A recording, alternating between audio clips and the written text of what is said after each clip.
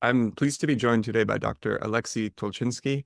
He's a licensed psychologist and adjunct professor at George Washington University, specializing in anxiety disorders, psychological trauma, and neuropsychoanalysis. Alexey, welcome to the Nature and Nurture podcast. Thank you, Adam. Thank you for having me.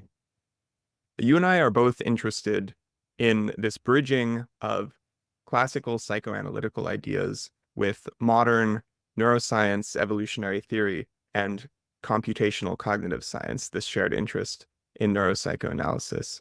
And Alexey, you reached out to me introducing me to chaos theory in neuroscience, which I've heard about in physics, this dynamical systems idea, the butterfly effect, that small statistical unpredictabilities can lead to massive changes. This idea that a little gust of wind from a butterfly flap could change the weather predictions of some algorithm weeks down the road, and we just can't predict the massive ripple effects of something like that. So that seems to happen in the brain as well, and that's nearly where my knowledge ends there. But that would be a great place to kick off.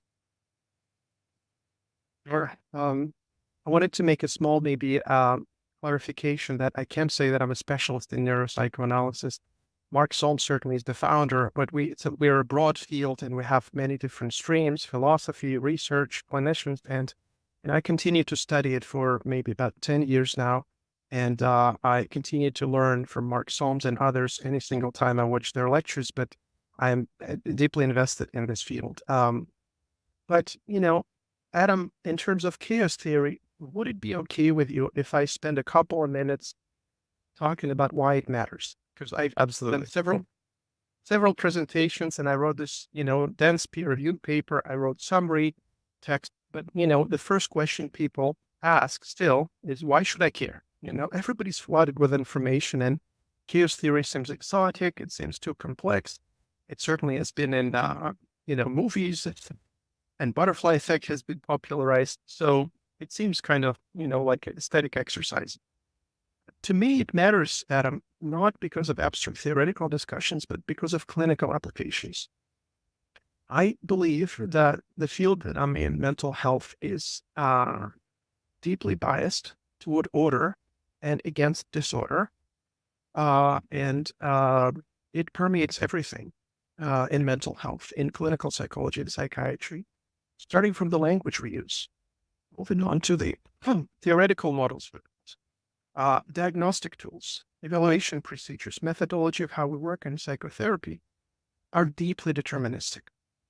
To illustrate very briefly how we describe mental health conditions, as we say, major depressive disorder, bipolar disorder 2, which creates an impression that we're trying to minimize that disorder, we're trying to cure it or get rid of it.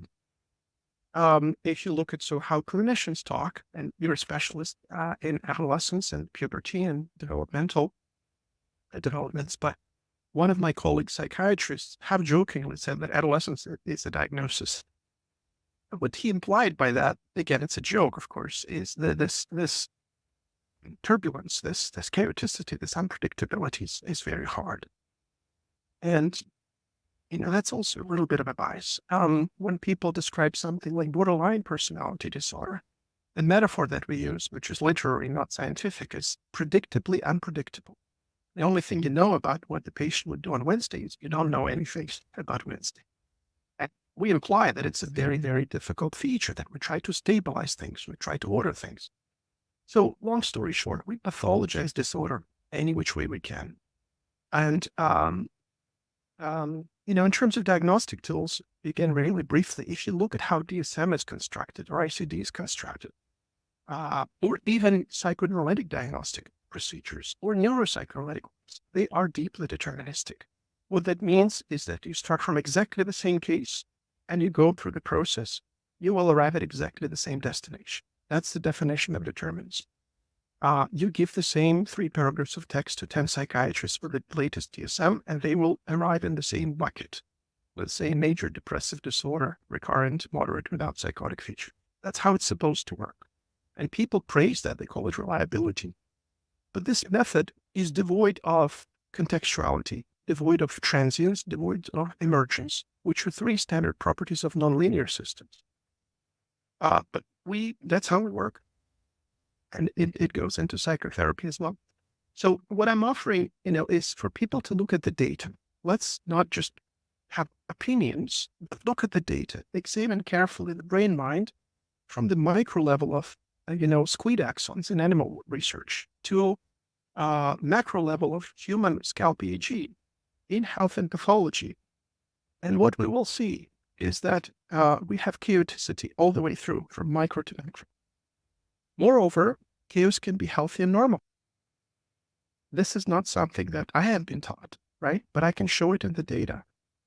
And if you move from normal and healthy chaoticity toward more order, then you have a problem, such as a seizure is a more orderly system than a healthy function. And if you want a high amount of order, full predictability, full determinism, you know what it is? Death. Death is a linear system. Nothing changes. So instead of this bright line and the bias toward ordering, I'm here to say that we can measure chaoticity. Forget just opining in armchair discussions. We can measure it and show that there's a place for healthy and normal chaos. And if that is so, and what we must do, what we should do, it's not an aesthetic exercise, it's a necessity, is to update our theoretical models, update our clinical applications, and reflect that fact, which is already done in neurology and cardiology. And they're ahead of us by about 3 years. This physics did that more than 100 years ago. With Ludwig Boltzmann, they moved away from strict determinism of Newton and Laplace to, statistical mechanics and then quantum mechanics later on. We're way behind physics, while deeply influenced by physics. If you look at Carl Friston's work, this is physicists and neuroscientists working together. And what I'm saying is not new. Walter Friedman has been talking about it since 1980s. There's an entire society that exists for 20 years called Society for Chaos Theory in Psychology and Life Sciences. Brilliant researchers and clinicians, in my opinion, but they're on the very verge. This is a small, tiny minority of psychologists in the world. To give you an example, I'm in the psychodynamic field, which is, another term for psychoanalytic tradition. I know of 4 individuals, maybe in the United States and Canada, who identify as psychodynamic and psychoanalytic that are at least friendly and somewhat familiar with chaos theory and nonlinear dynamics in clinical applications. The vast majority of us are strictly deterministic and linear, which I think is a problem. So this is why I think it matters. I don't know if you have any thoughts about it. So I'm familiar with one place that I think this became mainstream in neuroscience. It's Libet's famous EEG experiments, where they found with EEG that brain signal was observable milliseconds before conscious intent to act. And then everyone leaped on this, including philosophers, saying, look, the brain is engaging in unconscious processing before what we think is consciousness. And people took this as an argument for strict determinism and against free will. And then decades later, another study came out that there's some chaoticity in the system. And if you analyze the EEG data, the same data in a different way, you can see that that initial spike, it could just be that there's random neuronal fluctuation, and maybe there's some sort of threshold before that random activity enters conscious awareness. And what they were really observing is the first instance that randomness spikes above the threshold, and it has nothing to do with pre-consciousness. It's a very sophisticated experiment, and I think that I've read some interpretations where people have misinterpreted that. But recently this, if you wish, escalated into a wonderful debate that is fun to watch between Robert Sapolsky on the one side, who deeply influenced me. I'm very grateful to Sapolsky, and Kevin Mitchell on the other side. They had a debate about free will. It was just passionate. And I believe Robert Sapolsky, despite his familiarity with the chaos theory, despite his familiarity with stochasticity, and teaching it to students in the first lecture of his course, Introduction to Human Biology, I think he, for some reason, gravitates toward determinism, and he says everything's determined by this variety of conditions. So, yes, but I wonder if we should define the terms. Would that be okay with you? Because we already use this terms, chaotic, linear, nonlinear, right? So before we go there, Adam, I wanted to mention also something that people omit often in these discussions is scaling. Please forgive me if this is trivial to you, but in the brain mind, we deal with phenomena at various scales, starting from spatially from synapse and moving all the way to neuronal networks and to the macro level that you just quoted, it's called BHE. And then if you want to go further, we have collections of brains, family, community, culture. And temporally, we are dealing with things from the millisecond level all the way to hours, and then your developmentalist. So, we can look at the progression of adolescence in sort of months and years, right? And what I wanted to say is we need to be careful when we make statements about what scale of phenomena are we at, because things vary and things change. We can go deeper into a scale or higher in the scale, and we will have an entirely different framework. To illustrate it with a classical example by Lev Vygotsky, let's say we want to model water, right? And if I analyze water all the way down to atoms and say hydrogen and oxygen, I've lost the phenomenon. One burns, another one supports burning. That tells me nothing about water. But if I go a step above to H2O at the molecular level, then I've got a model that fits the data, that explains something, not everything. You will not explain turbulence with that, but this is an illustration that going deeper and deeper, looking for a mechanism, looking for a substance is not always the answer. But that's the bias in the field. We don't want to look at what's behind, what is the mechanism. Michael Levin, whom you interviewed, brilliantly jokes about that as sort of when people say that, let's go deeper, let's find the underlying mechanism. He said, why are you stopping at the physics level? Why are you talking, about like atoms? You should go all the way to quantum foam. We're all quantum foam. Then what? And in his experiments, he shows that there's phenomena at the level of cell collective, not in the genes. We're very genocentric. We're like, well, I hear people say I've got chronic cough, that's genetic. Or, I have the big five people say openness is sort of inherited and there's a genetic influence on openness or agreeableness. These are puzzling statements, Well, he shows that he can manipulate at the level of cell collectives. So we mustn't always go deeper and down. Sometimes we need to stay at this level and explain it at that level. Sometimes we need to go up.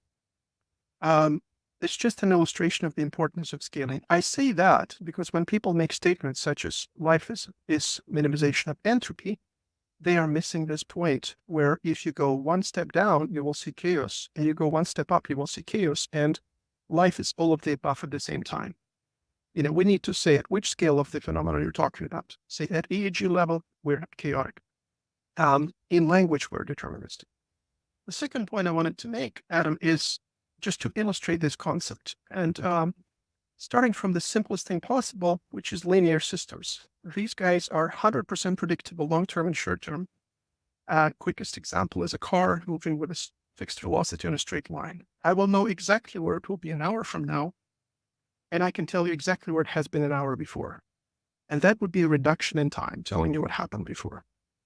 I can reduce the linear system precisely because the formula is linear. Distance equals fixed velocity multiplied by time. And determinism means that if I start from position 0, let's say you're in Boston, Massachusetts, and you're moving in a straight line, then I will tell you exactly where it'll be an hour. That's what determinism means. It's a strictly deterministic system with full predictability.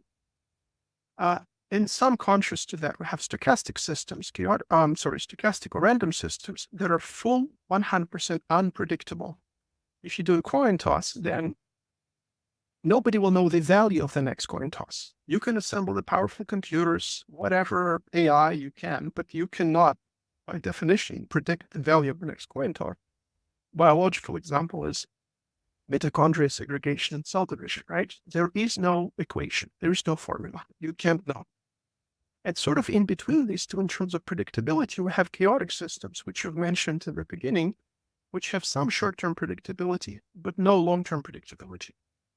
And the reason for that is sensitivity to initial conditions. Strictly speaking, they're deterministic, but I will illustrate exactly why it doesn't matter. They are divergent systems. This is why when you shift the initial condition a little bit by a millimeter, you will arrive at very different destinations. The classic example is weather, where if you're in Boston, Massachusetts, you can predict temperature in Boston 3 days from now, 6 days from now, but nobody can predict it a year from now accurately. With the Navier-Stokes equations, the most powerful computers in the world, they cannot. Because we never measure the original temperature precisely. There's noise and there's measurement error. And because of divergence, this is what would happen. So This is chaos. And chaotic systems and random systems, stochastic systems, cannot be reduced. When people use reduction as a tool, I'm not against reduction. It's just a mathematical tool. You can certainly apply it to linear systems. Spatial reduction is a watch. If your watch is broken, you disassemble it, you find a faulty part, replace it, put it together. It works. Great. It's a linear system because the sum equals the collection of its parts. You can't disassemble an ant colony to a single ant. Collection of ants can build bridges and harvest mushrooms. A single ant cannot. There's emerging properties when you put them together. And this is nonlinear systems. So I want to be very clear because, again, there's some confusion of people saying, are you talking about randomness? No, chaotic and random systems are two different things, right? One is fully unpredictable and one has equations. Chaotic systems have equations. They're just divergent. And this is pure theory. This is pure mathematics. But if you go into life, such as EEG scalp measurements, what you'll often see is hybrid. You will see a chaotic wave pattern with some noise, with some ripple. There's always noise. So in reality, Carl Friston calls it stochastic chaos, or I call them hybrid systems, where there's a chaotic system with some elements of noise. These are just some preliminary illustrations to bring it home. But what I mean by chaos, I want to be very clear that I don't mean randomness or stochastic. I mean chaotic systems, divergent, sensitive to initial conditions. I wonder if you have any comments on these descriptions. Well, I'm wondering at what point an emergent property, well, how can you prove that something is emergent and truly exists? Consciousness might be like that, or physics of a different state of matter might be like that, where, at what point does a collection of water molecules become a fluid? There's not any stark transition. Same thing with at the precise temperature that it becomes solid, liquid, gas. But once you're beyond that threshold, there's emergent physics that you can describe, say, the fluid dynamics or the solid state.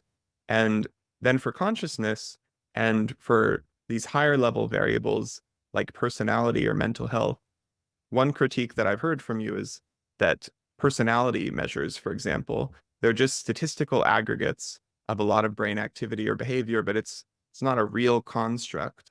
But then when we're talking about mental health, something like anxiety to me seems like just as high level a concept, but we are talking about it like a real thing that we can manipulate. I am trying to process what you said, Adam. And again, it's sort of a very complex statement with a lot of components. And bear with me, I'm a slower thinker than you are. I'll process, by bits what you just said. One of the points that you said, Adam, is proof. How can we prove? Okay? I think if we focus on that for a moment, I think that exists only in pure mathematics. And you can prove a theorem within a certain framework. And the framework is called a formal system. Let's say my formal system is Euclidean geometry. I have 5 axioms that are fixed, and I can prove Pythagorean theorem. Now, if I use a different formal system, I take away the 5th axiom of Euclid that parallel lines don't intersect, I will have an entirely different framework, such as Lobachevsky-Riemann geometry on the sphere or on the parabolic shape. Guess what? Pythagorean theorem is going to look differently. And I see that very often where people talk about proof in psychology or psychiatry. We have incomplete models, and we have data that's coming up that either disproves our original hypothesis or confirms it, and our theories are perpetually incomplete, the normal state of science outside of mathematics, right? But I also want to be very clear about this formal system, where when people say that life contradicts the second law of thermodynamics, this is a category error, meaning that second law of thermodynamics, the formal system there is a closed system in the state of equilibrium, which is a sealed chamber of gas. I am not a closed system. I am not in the state of equilibrium anywhere close. You can't just grab second law of thermodynamics, flip it onto the human body and say we've violated. You need physics of open systems if you want to do that. We shipped it from another formal system. And I see quite a bit of that when people are talking about entropy is entropy. People have intuitive understanding of entropy, and we're here to minimize entropy. Which entropy? Thermodynamic entropy is not exactly the same as Shannon's entropy, which is not the same as Kolmogorov-Sinai entropy. And then if you're measuring EEG of the brain, there's SP and there's, approximate entropy, which are derivations of Kolmogor's. More We importantly, should when we define talk, each of these as well. before we say that we're here to minimize entropy, and that is life. Life is anti-entropic force. That is a statement that is so oversimplified that we throw in away baby with a tap water. I lost my train of thought. But, going back to entropies, that when we say this word entropy in, say, Carl Friston's framework, we usually refer to probability distributions. It is important to say immediately probability distribution of what? So if we take even Carl Friston's framework and we talk about minimization of entropy, that would be Shannon's entropy of probability distribution of sensory states. And while we do that, we minimize that entropy. Indeed, we maximize another entropy, which is entropy of internal beliefs. That's a broad distribution. I'm quoting Maxwell Ramstead, said that free energy principle FAP is a tale of two densities, sensory states and internal beliefs. You minimize one, you maximize another. Here you go. Even within one framework, it's not just minimization of entropy. That's a very short story. And the data that I've shown, if you look at the sort of, brain functioning, is that with human EEG, entropy goes all the way around. It stays the same. It grows. It goes down. It is a gross oversimplification that life is the minimization of entropy. At which scale, within which system, and then I want to be specific. That is just my long spiel about the word proof. I wonder if I should pause here and move on to the big five you mentioned, or yeah, or we could make it a broader question, really, about any higher level trait, whether that's personality, mental health, right. Even something like belief. Is a belief a thing that exists in the brain, and we can localize it and call that its own scale of analysis? Right. So belief, in Carl Friston's framework, is a statistical construct. It's a representation. So we have, a certain probability distribution, and now we build a generative model, right? And I think that the other term used is a construct. I want to be very clear that anything in psychology and everything, in agreement with you, Adam, is a construct. We're by definition the science of subjective. You cannot do blood work and say, here is PKU with this probability, and there's no PKU with that probability. When we say major depressive disorder, it is an opinion always. When people call questionnaires objective measures, they're wrong. They're definitionally subjective because you ask for a person's opinion. So all of these things, anxiety, depression, openness, they're all constructs. When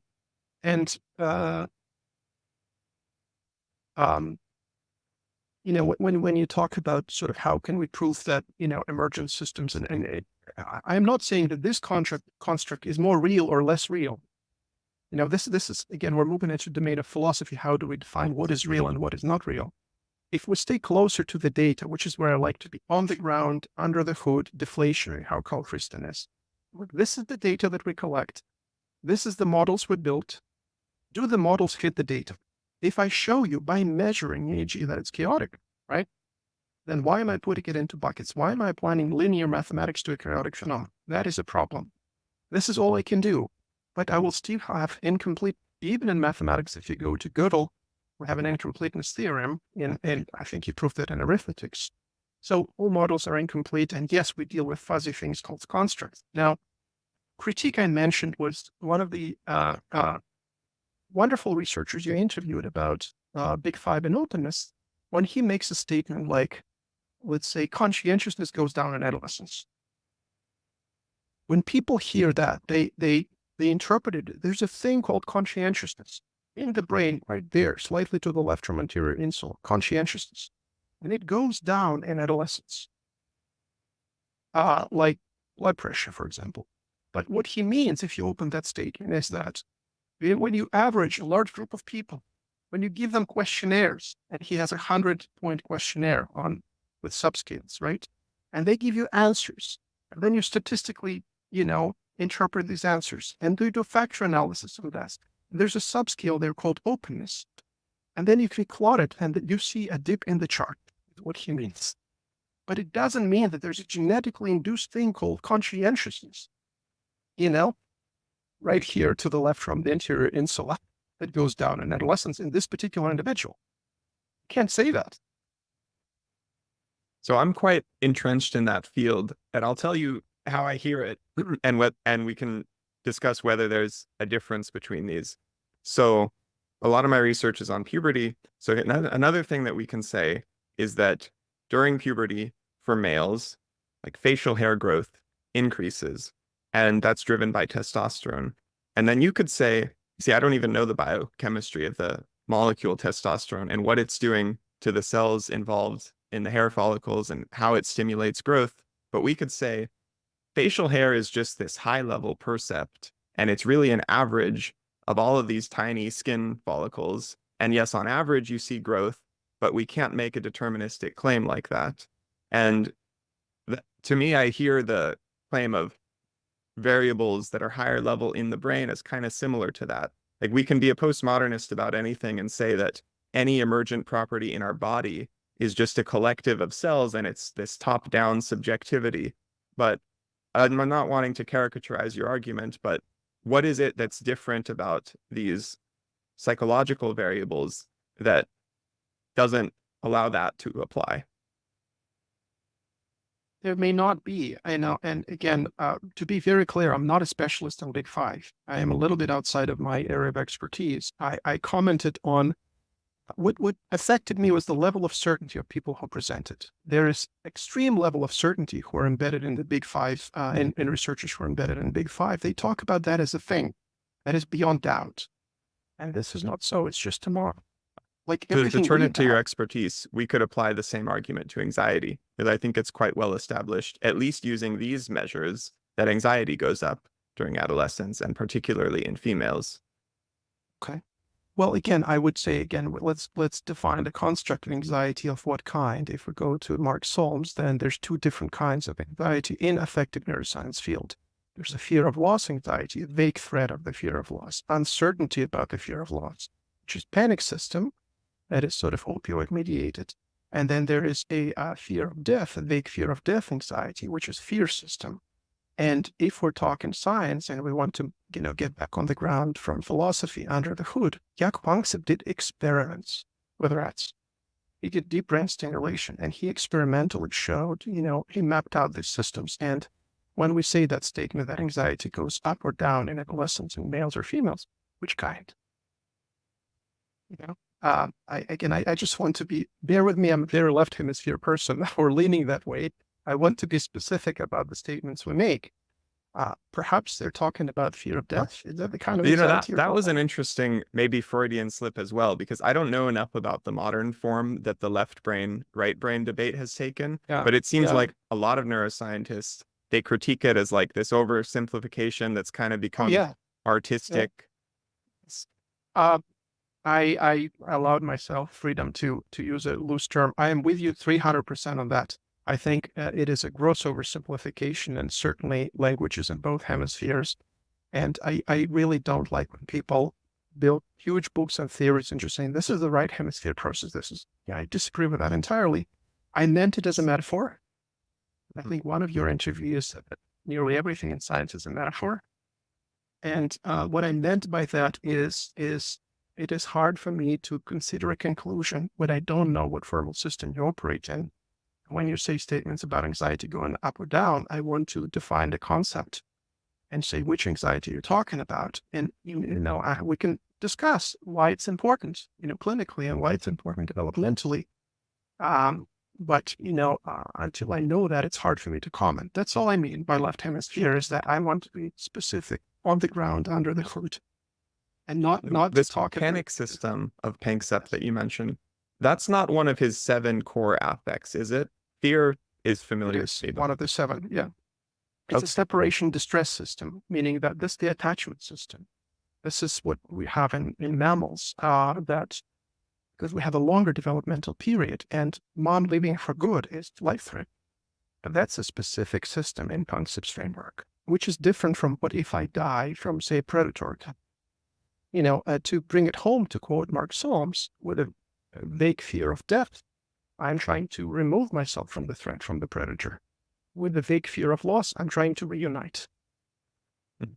And medications are usually different. When people prescribe benzodiazepines, it usually works better for the fear of loss anxiety when they prescribe, other medication. They're more, if opioids were not addictive, that would be a perfect medication for depression because that's the separation distress system. We've gotten way in the weeds, and I realize that I may not answer your question exactly, but the way you bring things together, there's so much in it that I'm struggling, and I'm picking one component of your question, Adam, and trying to comment on that just that. I wonder if it's frustrating that I'm not answering it head on. No, this would be a great place to bring it down to earth. I have questions about your clinical practice. So we could Yes. think of a high level, undifferentiated diagnosis like anxiety. Are Yeah. you looking at your patients through this neuropsychoanalytic eye and thinking, okay, you're suffering from anxiety, but is it fear related? Is it panic related? If I'm going to recommend you go on a different type of medication, is it going to have to be informed by which of these brain systems is active? And a lot of clinicians fail to do that.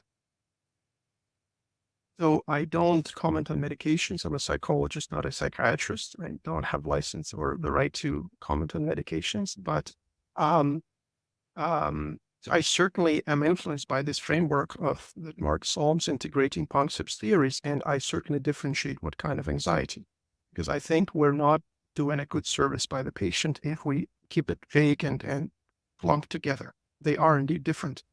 There's abundant amount of evidence collected over decades about the difference between these two systems. And do I, hypothesize whether it's the fear of loss or the fear of death? Yes, but I also ask my patients without jargon, and I describe in human terms. I said, is it more often this or is it more often that? Are you afraid to lose reputation, money, relationships, job, culture, or are you afraid that you would die? And they're quite often answering that question. Sometimes you've got both, say in a post-traumatic condition, but quite often statistically, they often choose fear of loss. More so, people suffer a lot more. About 40% of people who knock on the door have some kind of depressive syndrome or fear of loss system, which escalates all the way to a panic attack. And to me, that gives some direction. Not that I have full determinism and full everything, but at least it's a compass, that Mark Solms wonderfully provided to us, that I think that, yes, I use that in my work. I'm also interested in the psychodynamic connection to chaos theory that we were just talking about. So I'm interested in Jungian archetypes and psychology of religion, and I think there are some parallels that you see here. But you're right that psychology tends to be order biased, and I've wondered, even if there's some sort of archetypal balance that we're striving for, yin yang, 50-50 chaos order, chaos is denser. The amount of work oriented towards destruction that it takes, say, to demolish a building, you can do that in like 5 seconds with TNT, versus it could have taken months or years to build, and it's the same amount of energetic work. But chaos, you can take the statistical Shannon's entropy approach to that, right? Like there are a whole combinatorics of ways that you could disassemble something, and there's only one way to assemble something. So chaos is denser. So maybe what you really want is a balance between the two, but a 50-50 balance in terms of their output is going to be order biased in terms of the input. Does that make sense? I'm metabolizing what you've said, but again, I'm trying to hold together Carl Jung archetypes, and then explosion of a building, and my working memory gets a little bit full. Yes, yes. Let me just comment again about how you constructed this question. You talked about demolition, destruction of building with TNT, and the word chaos in one sentence. That is a little bit of a bias. Let me tell you why. The great red spot on Jupiter we have been observing for 300 years. It's a stable chaos. You know why?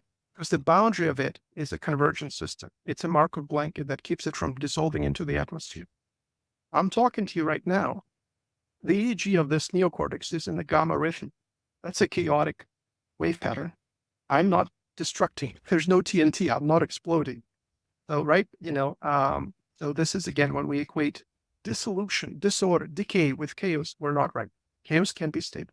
And the reason for that is we need to look at which scale are we talking about. Inside the great red spot on Jupiter, you have chaos. Outside, you have a convergence system. And this is how this pyramid is built. Look at Michael Levin's framework, such as his team technological approach to mind everywhere. We are taught that there's a singular thing called Alexey that makes decisions. Right? What Michael Levin showed is that there's intelligence on the level of my skin cells, and then on the level of tissue, and then on the level of organs. And there's communication up and down. And I'm here to say that on some of these levels, you have chaoticity. That is stable and normal and healthy. And on some, you have order. Is that balanced? Perhaps, but I'm just saying that we mustn't throw away the chaoticity of them being completely normal and not equated to the blow up of a building with TNT. Moving on to Carl Jung, I am certainly less familiar with his work. There was a rift between Freud and Jung for many reasons. Some people are passionately loving Jung, and it was the culture of the time. It was the zeitgeist. As you said to one of your interviewees, Newton wrote books on alchemy, I believe, or right? He was so. I think he even said that he wrote more books on alchemy than on physics. Did I remember that? I believe so. Okay. So Carl Jung was, half mystical. When he talks about collective unconscious, pardon me, with great respect for Carl Gustav Jung, says, what exactly do you mean by that collective unconscious? Again, it's a story that we tell people that in different cultures, there's this archetype of wise old man, or an archetype of animus, or archetype of anima. It's a story that he tells you, which is not much different than the story that God created everything. And I don't know how to apply this story to chaos theory mathematics, which is under the hood and on the graph. But if we go to Freud, then I can tell you a little bit more. So Freud, also being a culture, affected by the culture of his time, is deeply deterministic. There is a principle, a foundational brick in psychoanalysis called the principle of psychic determinism. If I may quote him exactly, the great, brilliant Freud, just to make sure I don't misinterpret. And this is in his paper called Psychopathology of Everyday Life. He says, there is nothing arbitrary or undetermined in the psychic life.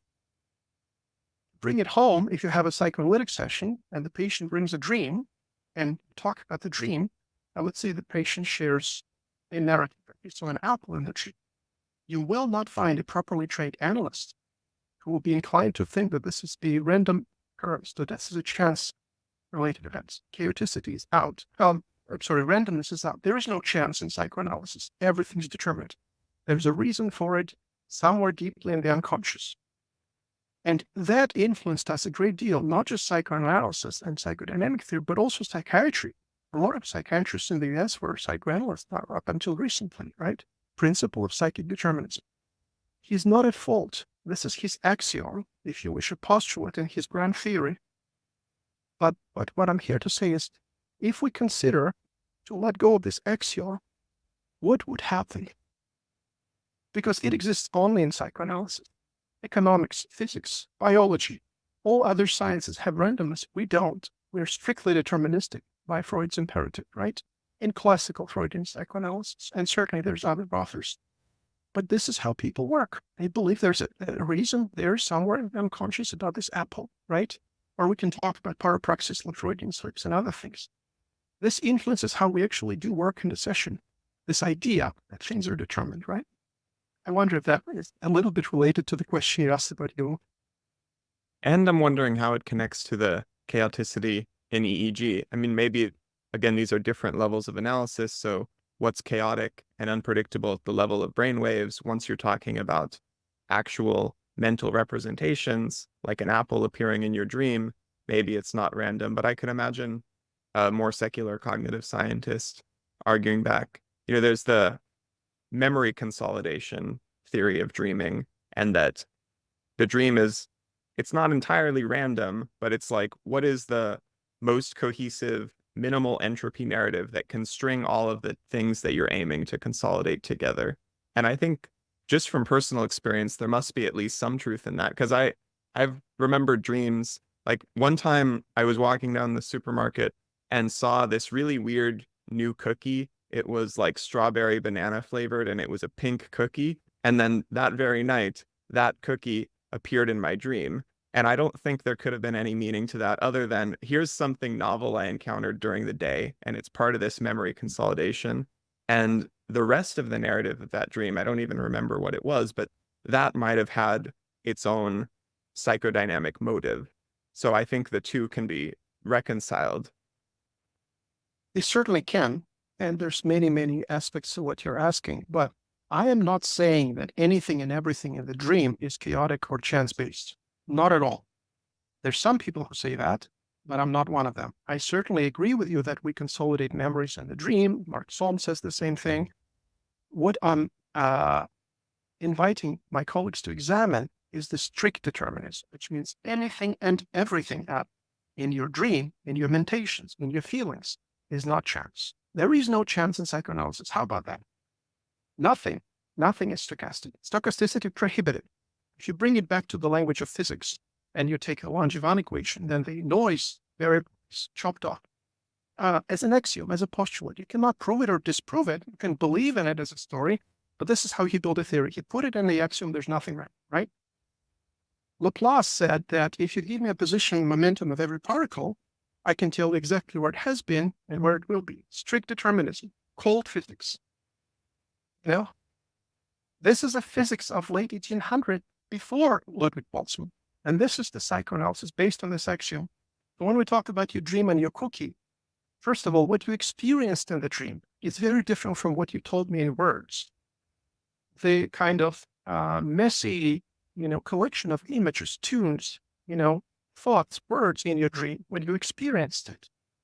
And then you recalled it, which is already a distortion. Then you told me in words. What happens is we moved up the scale. Remember we talked about scaling. When you put your dreams into words, you averaged it out, coarse graining, and you put it into deterministic things, which is words. You did that, right? Then you shared with me this word, apple or cookie, right? By the way, look at the word cookie. Cookie is a semantic memory. It's already a class, it's a category. Because there's chocolate chip cookies and oat milk cookies, and there's crumbly cookies and half-baked cookies, right? So you use the deterministic thing. And one of the peer reviewers to my paper corrected me, and I'm very grateful for that. There is a place for determinism in the work. I'm just saying that not everything is deterministic. You are a specialist in statistics, so if you take a random variable and you calculate variance, the variance of a random variable is a deterministic thing, which is what we do when we put things into words. We determinize them. But to assume that anything and everything happening in here is determined is I think, a very strong assumption that limits our theory big time. And all I'm saying is, dear colleagues, can we try to build a theory that doesn't have this axiom? This is a shift from Euclid to Lobachevsky-Riemann geometry. If we let go of one axiom of this one, what will happen? Without this other geometries, Einstein's general theory of relativity would not have existed. He used geometries that are not Euclid, right? When he constructed his theory with the help of Minkowski. That's all I'm saying. Yeah, I said so much that I'm not sure that I'm answering your question on, if you move up the scales, there is place for determinism in the language. But there's also place for random phenomena, and there's a place for chaotic phenomena. I think you've mentioned EEG also, how it relates to all of those things. Let's talk clinical, right? So if we are moving away from order is good and healthy, disorder is bad and unhealthy, which is a bias, and gross oversimplification and bright line, into measuring the amount of disorder, and there's specific variables. You can measure the Lyapunov exponent, you can measure correlational dimension. That what the data shows is that, again, seizure is a higher level of order than health.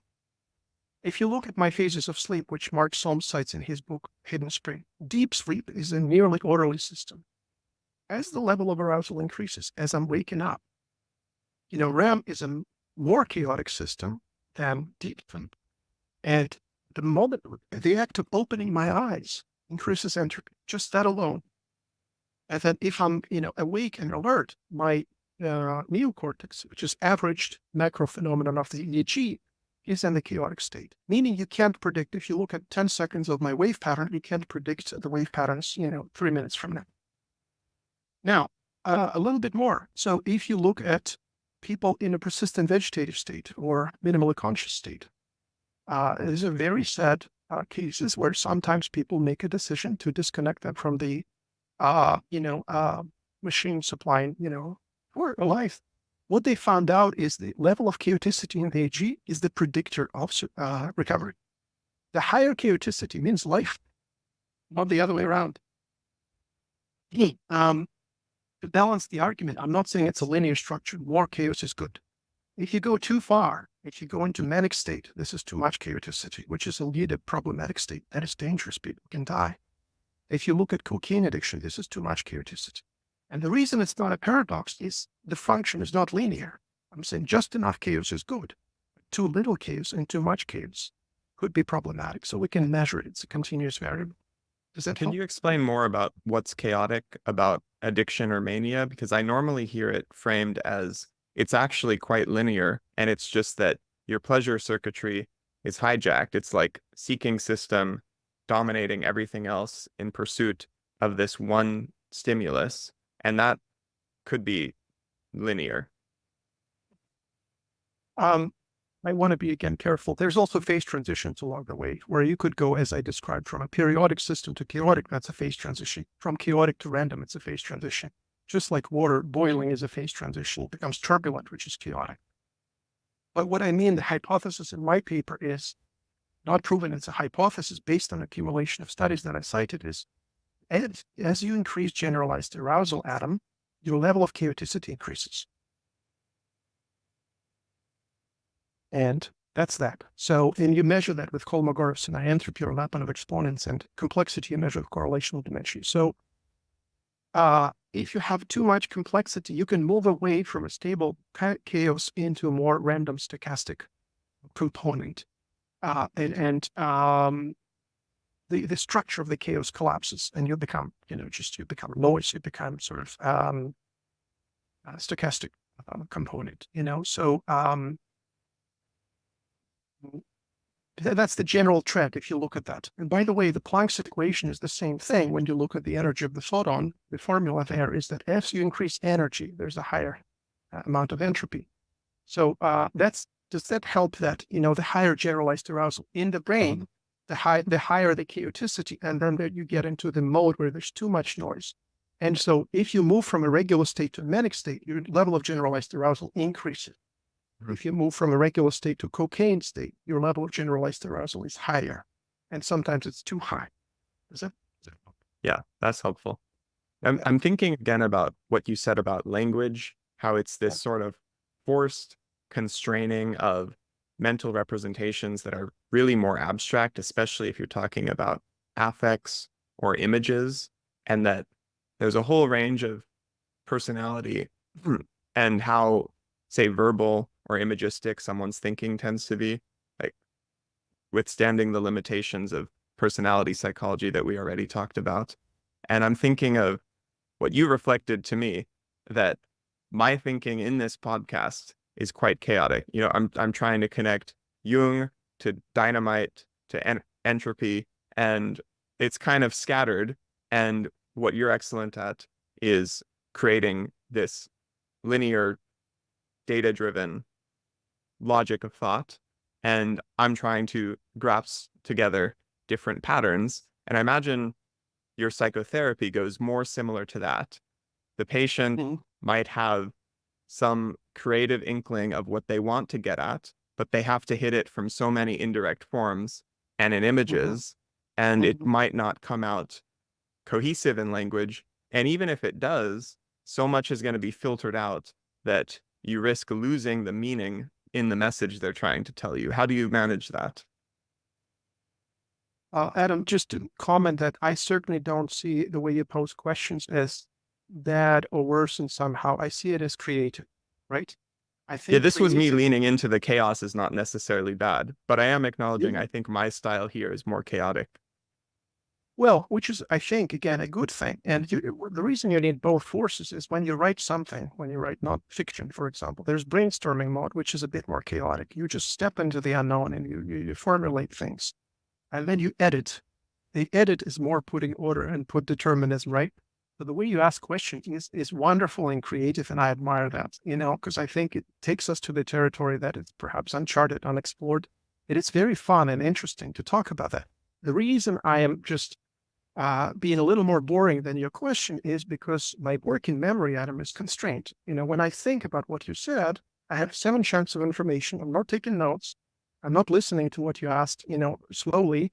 And if this buffer is short, 7 chunks of information plus minus 2, if I'm trying to hold on to everything you said, the Jung and TMT and destruction and EEG, then it gets full and then I have a drop off. I start forgetting what you started with. That is just a limitation of me, This is why I'm trying to, break it apart and talk about one part at a time. But this synthetic creative mode, I admire. If you want, we'll talk about that a little bit later, about how that is a good thing in adolescence, not to equate any the way you pose questions in adolescence, but I am all for creativity. I'm all for that healthy and normal chaos and posing the question. But there's space in psychotherapy for all of these things. There's space for, again, in fact, when we work psychodynamically, we encourage people to free associate, to not do this sort of deterministic, orderly thing. The Freud's sort of golden principle was to say anything that comes to mind. Try not to censor your mind, to filter it, however irrelevant it may seem. If you're left leg itching, and please tell me about that, Adam. And that creates a safe space to talk about anything and everything, to share your meditations in a raw form, unfiltered, uncensored. Because when you think it out and you share with me stuff in words, you've already analyzed it, broke it down, edited it. It's already sort of a determinized thing.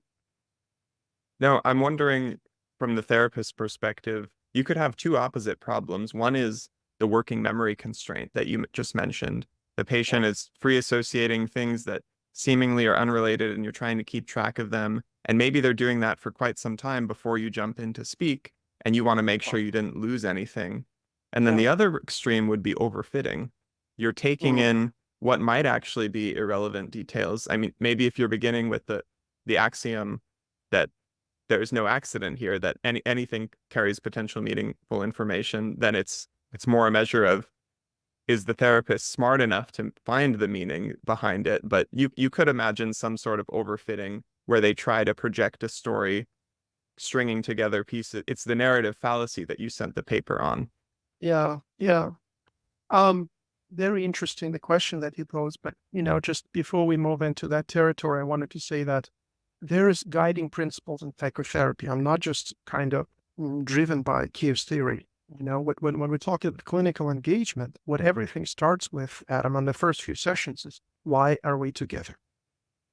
What is the goal of treatment, right? I don't care if it's deterministic, but it's necessary because, people don't come to therapy for sports. And maybe in Manhattan, everybody goes to gym and everybody's got to shrink. But usually people come in distress. Something hurts emotionally. There's an explanatory gap.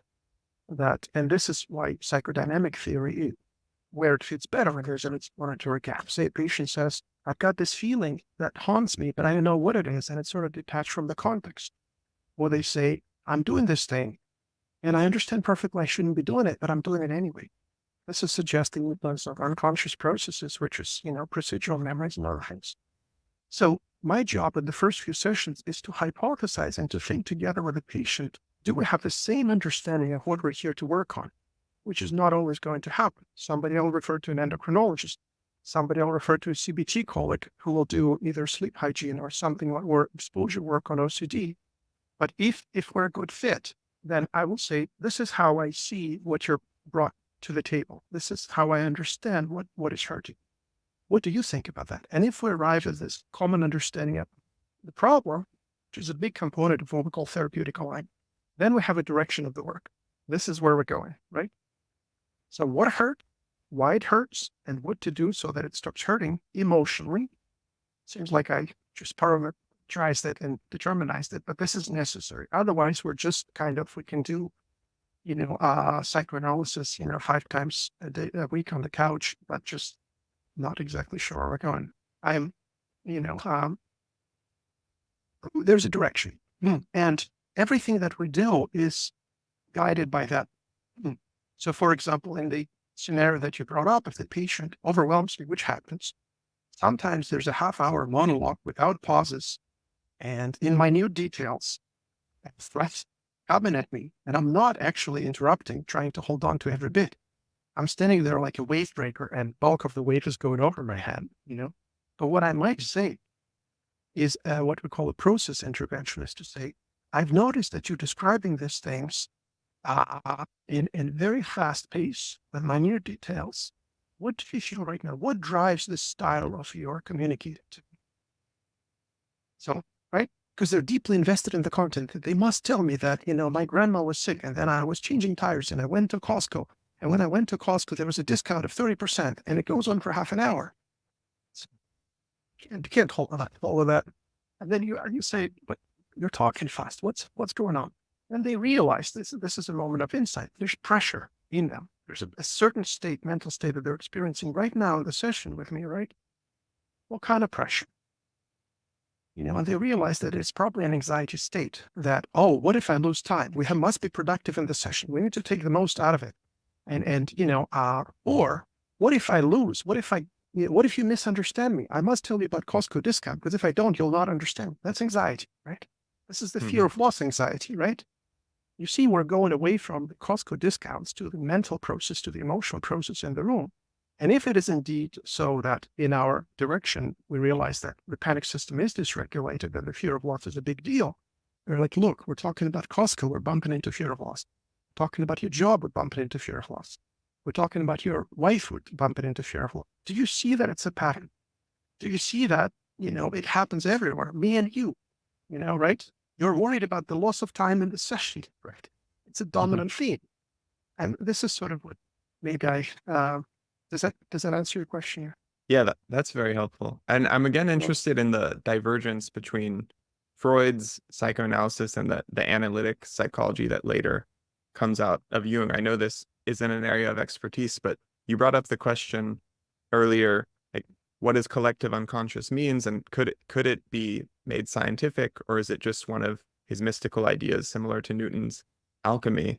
And I've wondered whether it could be bridged with evolutionary psychology and innate knowledge, which might be similar to Panksepp's core affects. So for example, if there's an archetype of predator, and that's a very high level psychological construct, but it's something that's going to be universal in narrative cross-culturally.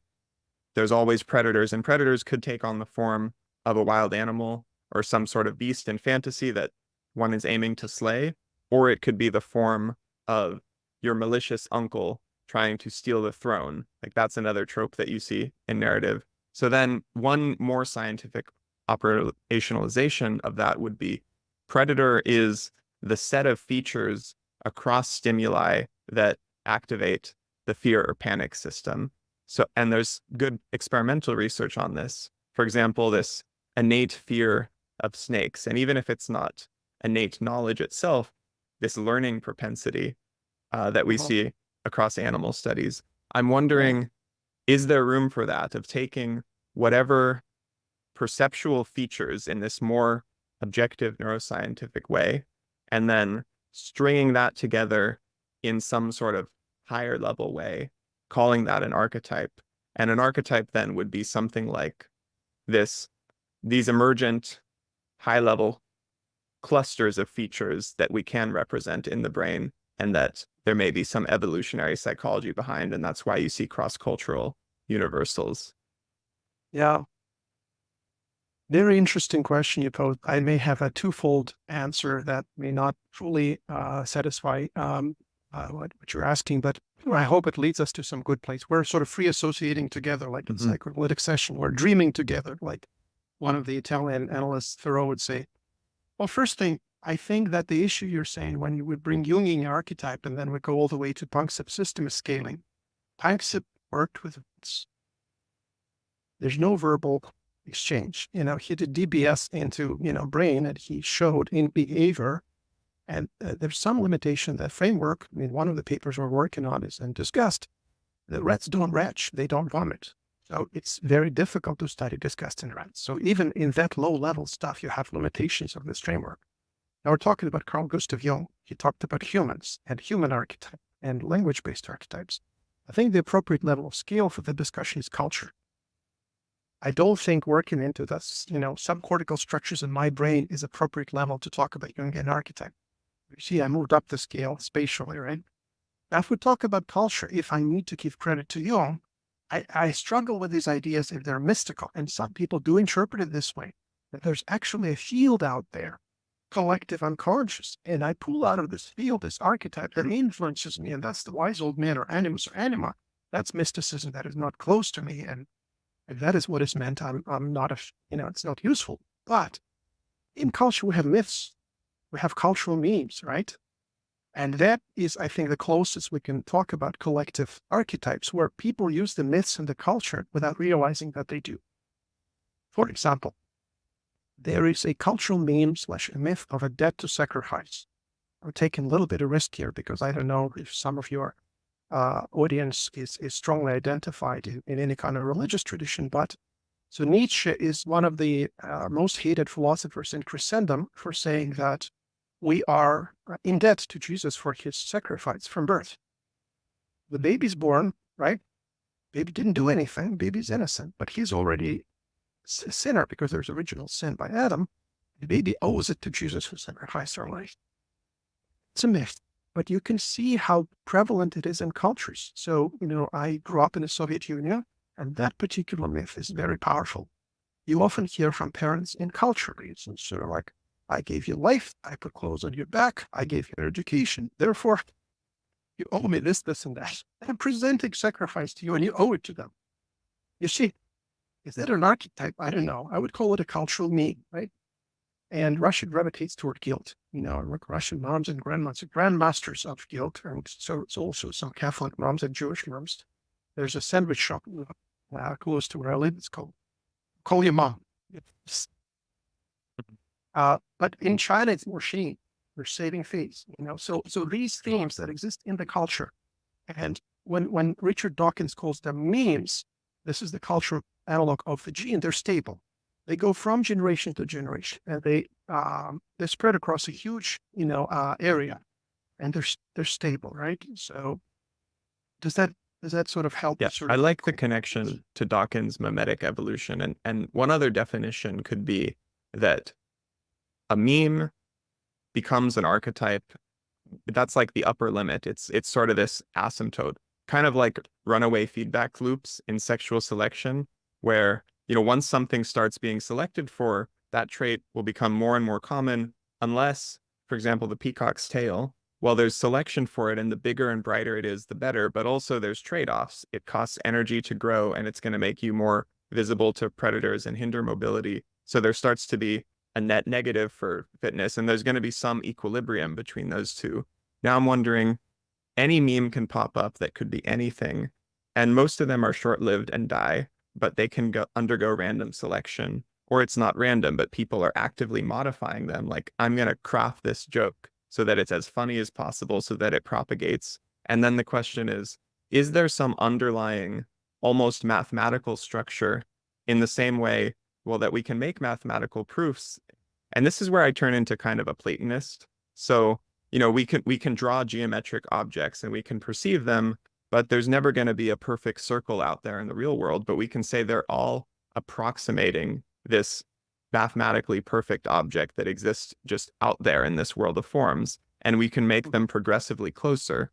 And I think of archetypes like that. I wonder, could there be this mathematical set of structures just out there alongside natural law, and we can approximate them through evolutionary selection? Maybe there's some sort of underlying game theory that would define the process by which a meme becomes more similar, more archetypal. And the more archetypal it is, the more likely it is to self-propagate and remain stable across time and across cultures. I like your idea. I think it's very creative. I think you can publish it and it'll be very interesting. It also resonates. I think you and I like memes, and Daniel Dennett's work on memes is very powerful. And I think he had some influence in Michael Levin. A lot came in my mind when I was listening to you speak. But yeah, if we, again, get back on the ground and under the hood, that the child learns and he sees this yellow things on two legs, with a beak doing something, and red things on two legs with a beak. And he sees them fly. And one is a canary and one is, I don't know, a parrot. And then child learns that there's the thing called birds, which is a class of object. This is coarse graining. That's a semantic memory. from the original sensory memory. And then he learns that there's a class of object called animus, and etc. We're going up the hierarchy in abstraction, and perhaps you're saying that archetype is the higher level of abstraction than a cultural me, possibly. I mean, and that's what you meant, but there's different ways to slice the pie and different ways to apply labels. I wanted to comment on something else you said about the appeal of the theory of archetypes. And I think what happens in people when they read Jung or Freud or anybody else, Mark Solms, Carl Friston, is the feeling of resonance. Yeah, it fits. This is such a, yeah, how you know that this feeling of resonance. Mm-hmm. And that's something that I mentioned in the narrative fallacy paper. There's a phenomenon here called Barnum effect and Forer effect, which is powerful and not talked about sufficiently. What Forer did in the 1949, he had 50 students, he gave them personality inventory. Hello, personality inventory. They answered it diligently, sent him the answers, and then he sent them results. He sent every student identical result that he took from an astrology book. And then he asked them to rate how they felt accurate or inaccurate this result was on a 1 to 5 scale. The average was 4.5. So the effect here is that when I hear something that resonates, it is seductive, it is pleasant. I want to feel resonance, and then I think it's the truth. May not be, so like astrologers milk that phenomenon like there's no tomorrow. That's their livelihood. There's a way to tell a story with enough nuance. It has to be detailed. It has to have certain qualities, certainly has to be coherent and meaningful. And you tell that story to a person and it resonates. And I felt it in my work, Adam, when I was doing psych testing, and there's a portion of it in personality, and it's written like a story. And people have goosebumps. People have awe. They're like, Dr. Tolchinsky, how do you know this about me? This is magic. This is telepathy. I'm like, whoa, hold on. Take what I'm saying with salt. Just because it resonates doesn't mean it's the truth. It's a hypothesis. Okay. Well, these are the things we can do to verify it. No, it doesn't matter. Yes, it is that, right? And then we're done. Then we stop questioning. So there's a lot of theories like that in philosophy, in culture, in religion, that people go by resonance and then they repeat it many times. It becomes a meme. They repeat a generation, then it solidifies, then it becomes archetype. But, so does it help? What's this DSM effect where if a psychology student, maybe they're more anxiety prone and they just start reading into everything as they're training, they see themselves in each of the clinical diagnoses. And of course, because most of these things are spectrums of behavior, and even if you're not past the clinical threshold, it's going to be relatable to some extent. Yeah, right. And it affects this. And I forgot what people call it. I'm not an MD, I'm not a physician, but people describe it, I think, as the first year medical student syndrome, where he's got everything. He's the, Alzheimer's and cancer, this and that and the other. And okay, well, because it fits, it resonates, so, okay. Have you seen the studies on Bayesian thinking in physicians? And, I don't know the specific example, but it's like the idea of sensitivity and specificity. So you can come up with really high numbers. You say this disease has like 1% prevalence in the population, and you have a test that's 90% sensitive and 90% specific, and you give it to 100 people and 10 come up positive, like how many of them actually have the disease? And you're thinking, well, 90% specificity, 9 of them must, but there's some Bayesian math that once you factor in the very low base rate of the true positives, it ends up being that only 1 out of 10. You're talking about the base rate fallacy, essentially, and it is affecting people. And again, but what it bumps into is another thing that Nassim Taleb talked about and Daniel Kahneman talked about. We tend to think in stories up here in the working memory because it's short. We're not statisticians. And a very simpler example, when you hear weather forecast, Adam, and I say that you hear that the rain will be here with 65% probability. You drop the 65% immediately. All you do is like grab an umbrella, which is a story, rain umbrella, right? Mm-hmm. Connect the dots, you bind them together. So this is a difficulty. It takes effort to think statistically. It takes effort to think in the Bayesian way. Maybe we need tools like write it down or use a computer code. But when people just meet in the room and they talk to one another, we tend to determinize everything, bind things together, connect A and B, which is the narrative fallacies, connect A to B without any data that they are indeed connected. We do that a lot in daily functioning. Maybe you and I have done it a bunch of times today in this interview. So yeah, but I think that the physicians study statistics, and the good ones I've met, Ryan O'Leary, I talked to recently, his teaching residence, he's very aware of Bayesian mechanics and statistics, and he applies it diligently to his work.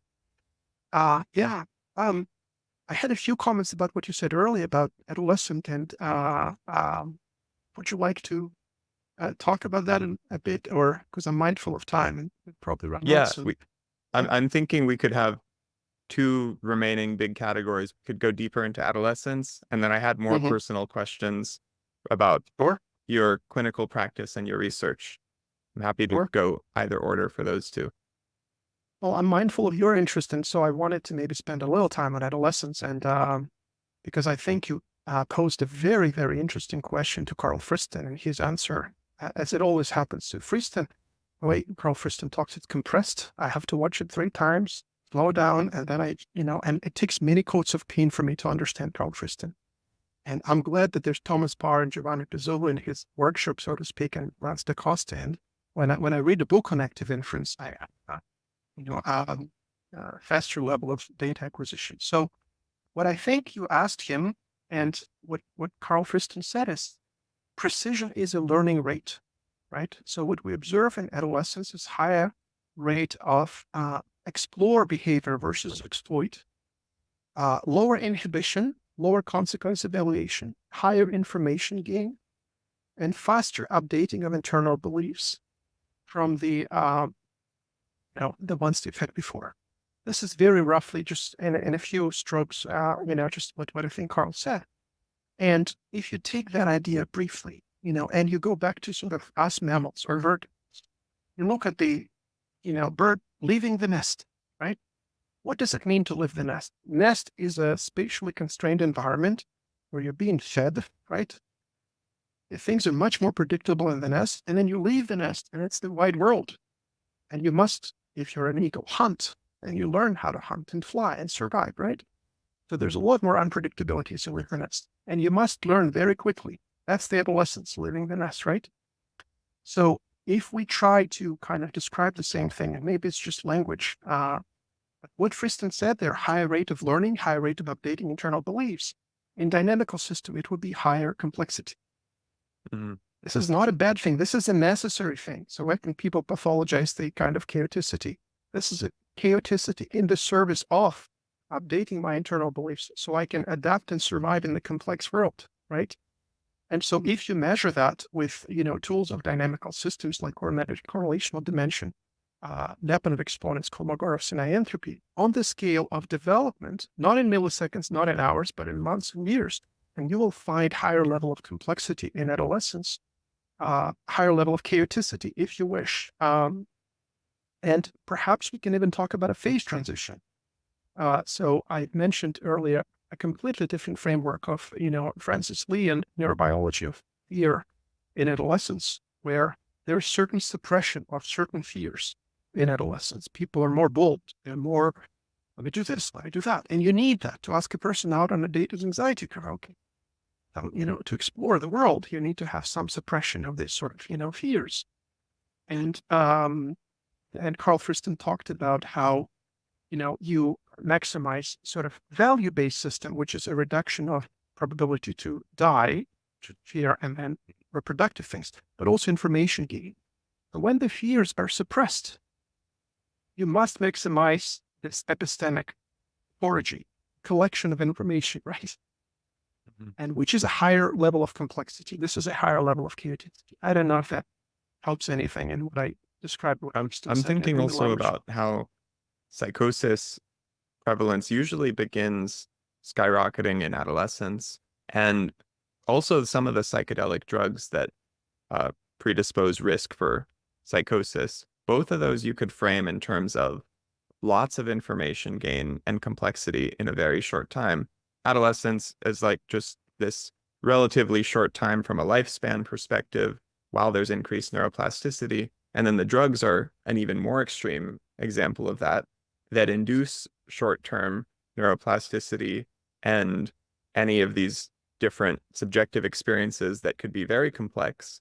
And the theory behind both of those is, in most cases, it might be adaptive, or you're going to assimilate the new information into your existing personality structure. But is there such a thing as this breaking point that for some individuals, whether it's due to existing underlying personality factors or just the unique circumstances of how much information they're exposed to, how quickly, is that a risk factor that can causally induce psychosis? Yeah. I don't know if I'm inclined to connect these two dots, the higher information gain and the higher rate of updating internal beliefs and psychosis, for example. I think psychosis is a little bit closer fit with the Lee's theory.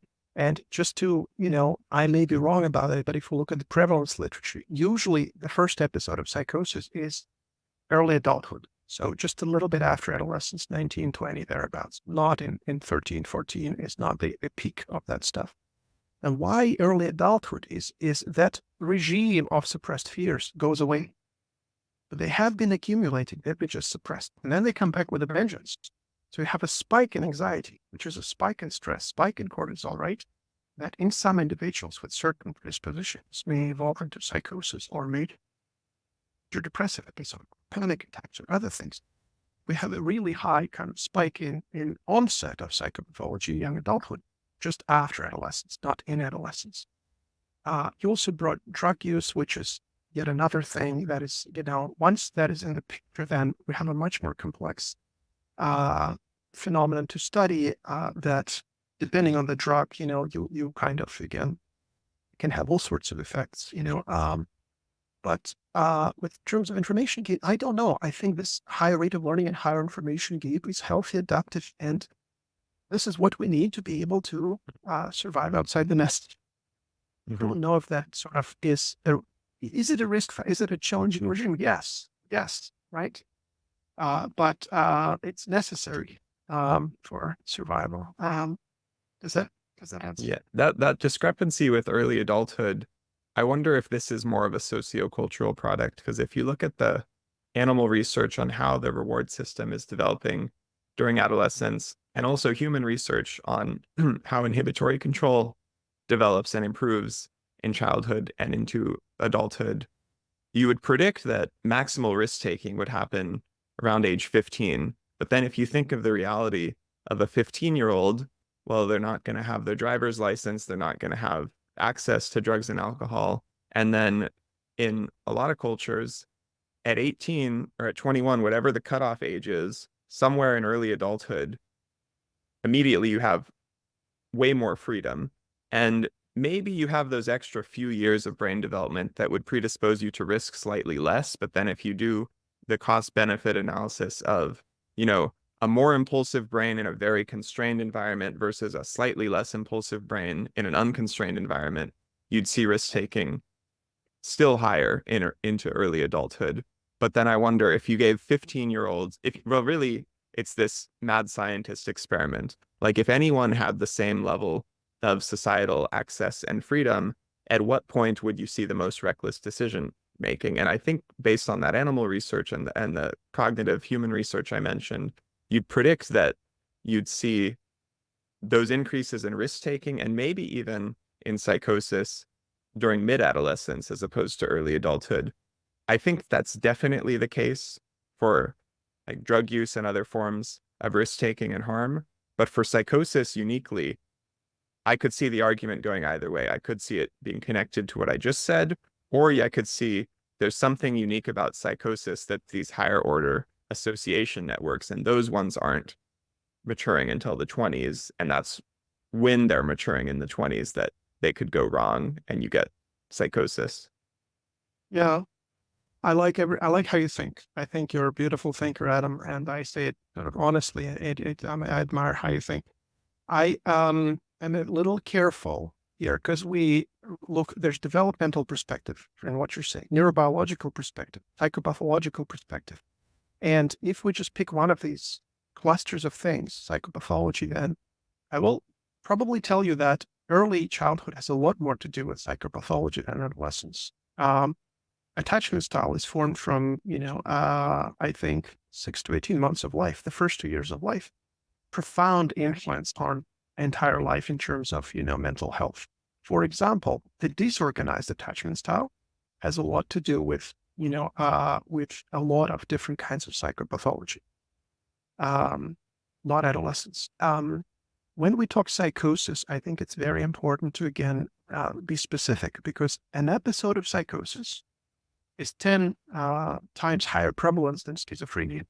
They're nothing alike. Schizophrenia is a progressive condition where there's cognitive symptoms, there's pathognomonic symptoms. It gets worse. The episodes are repeated.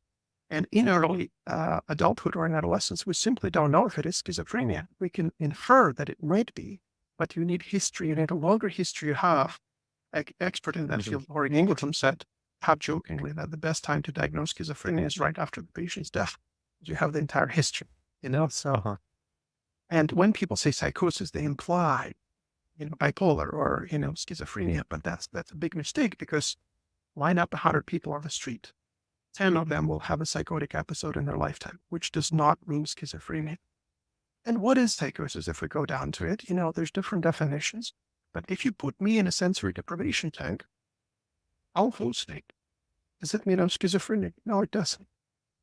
And if we look into sort of what's the bright line between a delusion and obsession, or between hallucination and perception, there's a lot of stuff in neuroscience, like Anil Seth's work, for example, to showing that perceptions are kind of controlled hallucinations and hallucinations are uncontrolled delusion. There is no bright line there. Ultimately, perception is constructed with top down and down up. It's a very complex thing.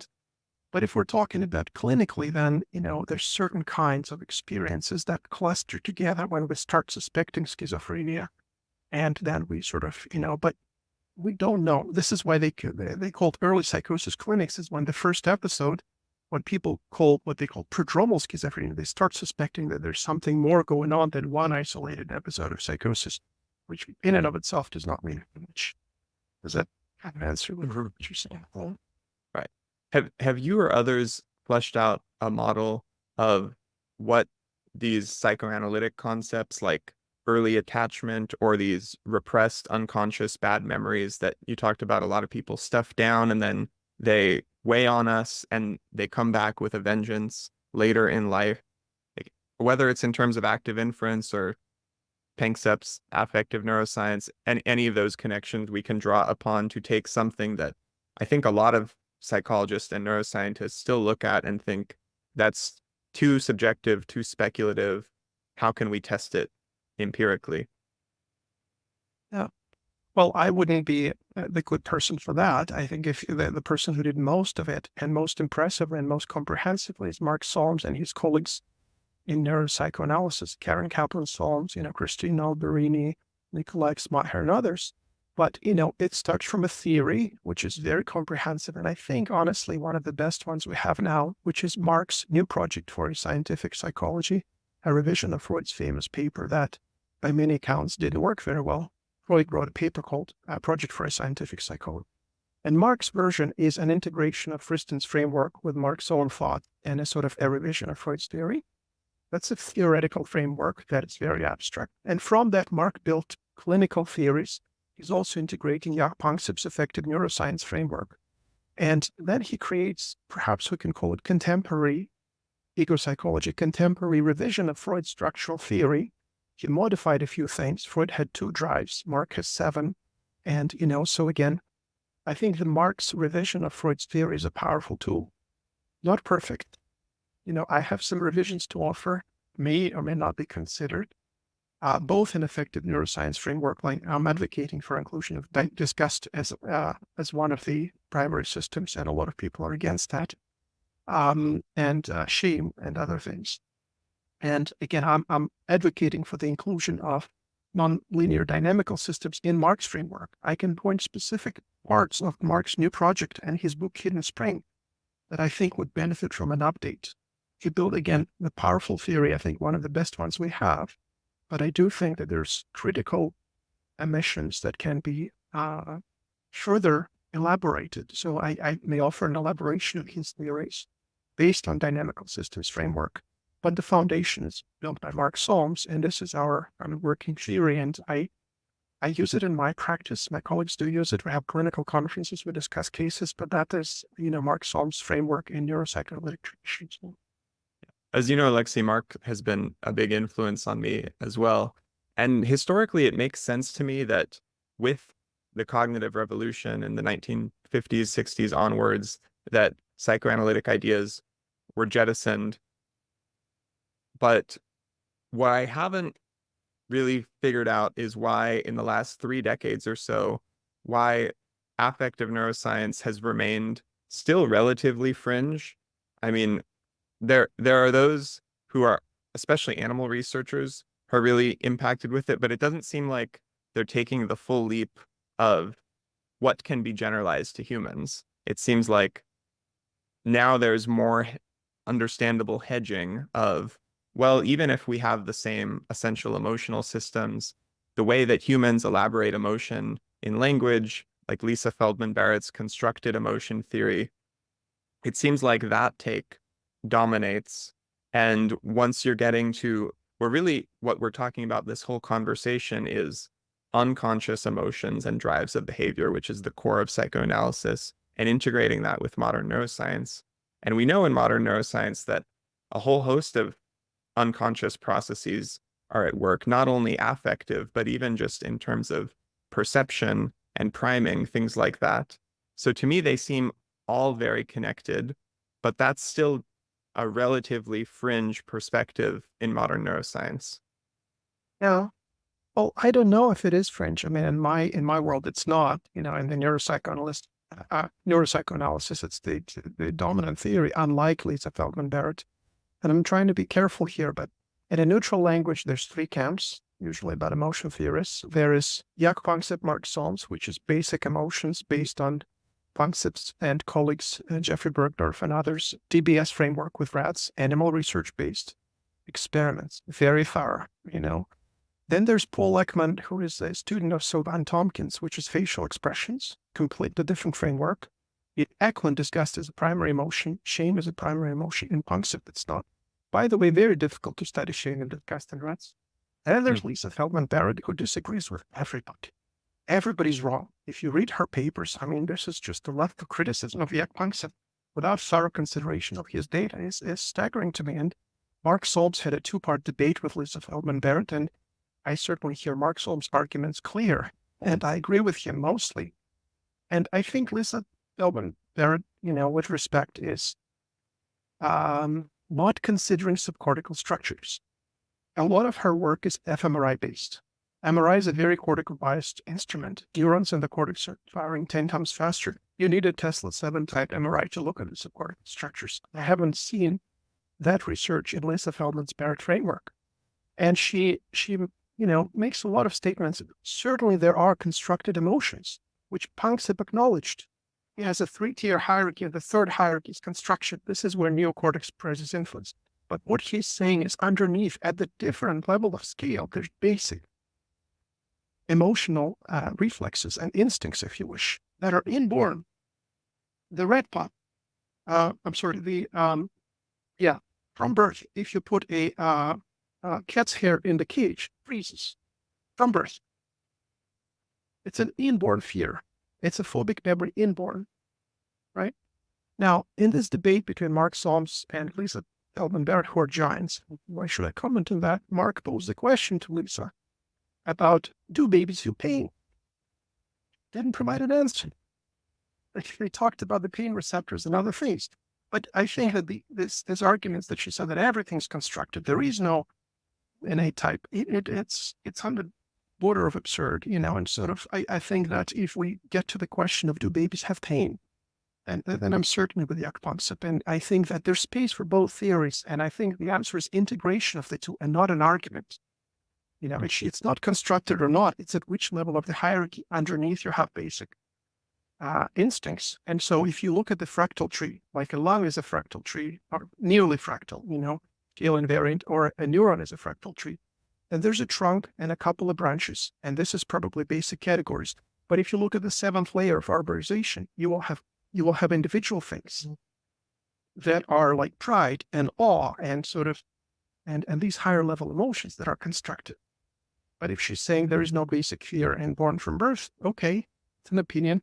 And Joseph Ledoux is in her camp, so we have powerful kind of muscle in her camp, and with a lot of stories. And then there's sort of semantics where they say, these are just protection mechanisms, but it's not an affect, that's not an emotion. So people equivocate by using different definitions of terms. Mark Solms is very clear of what he means by an affect. So I am gravitating toward this camp, but I have some additions to offer that I think can be considered at least in the affective neuroscience framework. And I'm very respectful of constructed emotion theory as not the end all, but as one level of the hierarchy. Is that right? Yeah, absolutely. I have one last big question for you, Alexey, which is about your personal interests in all of this research. And I'll give you some context for comparison. So you mentioned that I have a degree in biostatistics, and I do neuroimaging and hormones research, and all that is interesting, but it's also more practical and career driven, because you can probably tell from this podcast that I'm a philosopher at heart. And a lot of the most interesting ideas to me are those that I don't even know if we could conceive of a method to test them empirically. When you're talking about consciousness or metaphysics. And so I viewed the empirical science as more of a necessity, but I'm not reading about statistics for fun. And I see some of my colleagues who do that. Like now and then you get a psychology student who didn't have much prior experience to statistics, and they become obsessed with it in grad school. And then, they go on to be one of these methods experts, and they're teaching workshops at all the conferences. And I look at your interests from this outside view kind of similarly. Like, you're a psychoanalyst as your primary profession, but you're going out of your way to read about active inference and all of this computational neuroscience work, and read and write about it, and write dense papers. Even like, I think if you have a professor job, you have to write papers, or if you're a grad student or postdoc, like, I think that I would rather just be discussing than writing. And your primary job is to talk to people about these high level ideas. And I think that's the dream. And you're going out of your way to read and write statistics. Thank you very much. You're very kind. And I do see a lot in common among it.